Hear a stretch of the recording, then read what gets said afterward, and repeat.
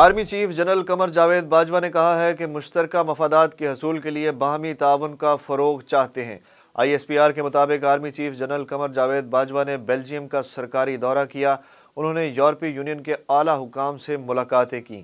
یورپی union military committee کے chairman نے بھی جنرل قمر جاوید باجوہ سے ملاقات کی۔ مجموعی علاقائی سلامتی اور افغانستان کی صورتحال پر بات چیت کی گئی۔ وزیر اعظم عمران خان کا آج منڈی بہاؤالدین میں جلسہ۔ وزیر اعظم جلسے سے خطاب کر کے عوامی رابطہ مہم کا آغاز کریں گے۔ منی لانڈرنگ کیس میں شہباز شریف اور حمزہ شہباز پر فرد جرم عائد نہ ہو سکی۔ عدالت نے FIA منی لانڈرنگ چالان پر سماعت 28 فروری تک ملتوی کر دی۔ منی لانڈرنگ کیس میں پیشی کے بعد شہباز شریف کا کہنا تھا کہ میرے خلاف جعلی اور جھوٹا کیس بنا کر عدالت کا وقت ضائع کیا جا رہا ہے۔ عدم اعتماد کی تحریک کا وقت آنے پر بتائیں گے۔ BRT پشاور کو بین الاقوامی گولڈ سٹینڈرڈ سروس کا درجہ مل گیا۔ وزیر اعلیٰ خیبر پختونخوا معاون خصوصی برائے اطلاعات محمد علی سیف کے مطابق Pakistan gold standard BRT service award حاصل کرنے والا دنیا کا 7واں ملک بن گیا۔ وزیر اعلیٰ پنجاب سردار عثمان بزدار نے کہا ہے کہ عدم اعتماد کی باتیں کرنے والے شوق پورا کر لیں، پہلے کی طرح اس بار بھی شرمندگی کے سوا کچھ ہاتھ نہیں آئے گا۔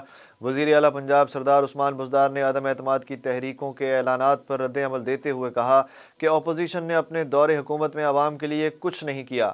عوام بخوبی جانتے ہیں اپوزیشن صرف عدم اعتماد کے شوشے چھوڑ رہی ہے۔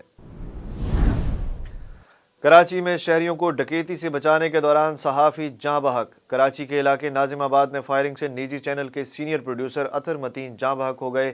وزیر اعظم عمران خان کا صحافی کے قتل کا نوٹس، ملزمان کو کیفر کردار تک پہنچانے کی ہدایت۔ دوسری جانب وزیر اعلیٰ سندھ مراد علی شاہ وفاقی وزیر داخلہ شیخ رشید نے additional IG Karachi chief secretary سے واقعے کی رپورٹ طلب کر لی۔ چیئرمین پیپلز پارٹی بلاول بھٹو زرداری نے صحافی کے قتل پر مذمت کی۔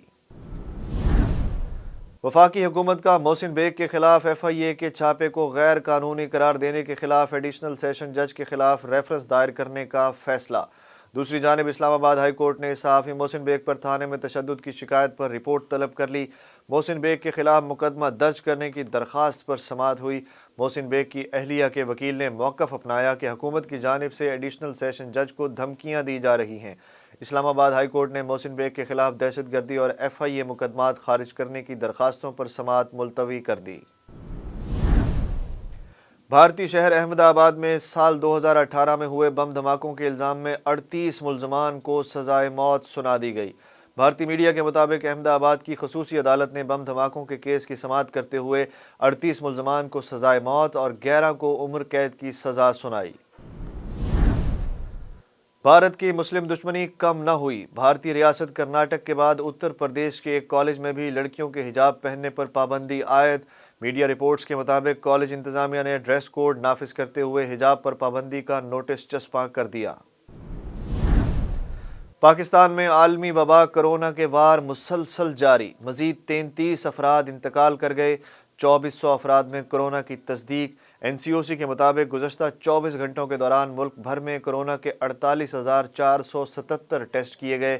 ملک میں گزشتہ 24 گھنٹوں کے دوران کرونا کے مثبت کیسز کی شرح 4% سے زائد رہی۔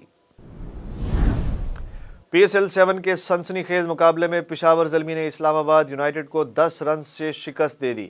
پشاور زلمی نے یونائیٹڈ کو 207 رنز کا ہدف دیا۔ اسلام آباد یونائیٹڈ کی ٹیم مقررہ 20 اوورز میں 196 رنز ہی بنا سکی۔ زلمی پوائنٹس ٹیبل پر تیسری پوزیشن پر آ گئی۔